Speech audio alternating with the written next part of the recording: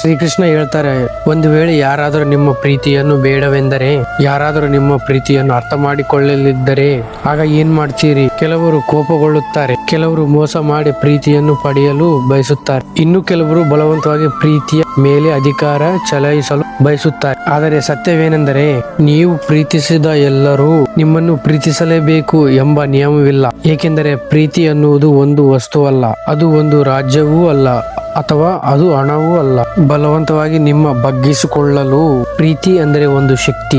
ನಿಮಗಾಗಿ ಯಾವುದೇ ಬಂಧನವನ್ನಾದರೂ ಕಳೆದುಕೊಳ್ಳಬಲ್ಲದು, ಆದರೆ ಸ್ವಂತ ಅದು ಯಾವುದೇ ಬಂಧನದಲ್ಲಿ ಸಿಕ್ಕಿಕೊಳ್ಳುವುದಿಲ್ಲ. ಅದರಿಂದ ನೀವು ಯಾರನ್ನು ಪ್ರೀತಿಸುತ್ತೀರೋ ಅವರನ್ನು ಸ್ವತಂತ್ರವಾಗಿ ಬಿಟ್ಟು ಬಿಡಿ, ಏಕೆಂದರೆ ಸ್ವಾತಂತ್ರ್ಯ ಎಂಬ ಭಾವನೆ ಜೀವಿಗಳಿಗೆ ಎಲ್ಲಕ್ಕಿಂತ ಪ್ರೀತಿಯವಾದದ್ದು.